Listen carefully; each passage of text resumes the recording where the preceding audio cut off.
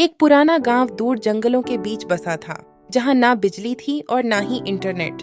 लेकिन वहां एक चीज थी जो सबको हैरान करती थी, ठाकुर की हवेली। ये हवेली पिछले 50 सालों से बंद पड़ी थी। कहते थे कि जो भी इस हवेली में अंदर गया कभी लौट कर नहीं आया। एक दिन गांव में एक आदित्य नाम का मास्टर आया। आदित्य शहर से आया था, पढ़ा लिखा था और डर जैसी चीजों पर विश्वास नहीं करता था। गांव वालों ने उसे कई बार हवेली के बारे में बताया, लेकिन वो सिर्फ मुस्कुराता और कहता, ये सब डराने की कहानियां हैं, मैं नहीं मानता इन सब चीजों को। एक शाम जब सूरज ढल रहा था, आदित्य सीधे उस हवेली की ओर चल पड़ा। उसके पास सिर्फ एक टॉर्च और एक पुरानी डायरी थी, जो उसे गांव के पुराने स्कूल में मिली थी। डायरी में लिखा था, जो ढूंढ रहे हो वो संदूक में है, लेकिन ध्यान रखना, हर चीज पाने लायक नहीं होती।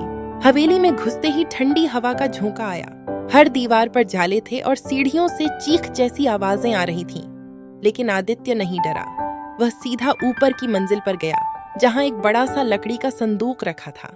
आदित्य ने जैसे ही संदूक खोली, तीव्र रोशनी उसकी आंखों पर पड़ी और हवेली की दीवारें कांपने लगीं। संदूक के अंदर एक सोने की मूर्ति थी। ये मूर्ति हजारों साल पुरानी थी, लेकिन मूर्ति के साथ में वहां एक चिट्ठी भी रखी हुई थी। आदित्य ने चिट्ठी खोली और पढ़ने लगा। चिट्ठी में लिखा था, अगर इसे लेकर जाओगे तो शाप तुम्हारा पीछा नहीं छोड़ेगा। आदित्य हंसा और मूर्ति उठाई और हवेली से बाहर निकल आया। लेकिन अगले दिन गांव में अजीब घटनाएं होने लगीं। मवेशी मरने लगे, पानी खारा हो गया और लोगों को सपनों में एक परछाई दिखने लगी। अब आदित्य को समझ आ गया कि कुछ गड़बड़ है। उसने मूर्ति को वापस रखने का निर्णय लिया। वह रात में एक बार फिर हवेली में गया, लेकिन इस बार हवेली वैसी नहीं थी। उसने देखा हवेली की दीवारें खून से सनी हुई थीं, हर कोना जैसे सांस ले रहा हो। आदित्य डरते डरते संदूक तक पहुंचा और जैसे ही मूर्ति वापस रखी, हवेली शांत हो गई।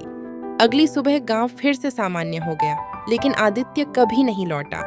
आज भी गांव वाले कहते हैं, अगर रात को हवेली के पास जाओ तो दरवाजा खोलने की आवाज आती है और लगता है शायद कोई उस पुराने संदूक को खोल रहा हो।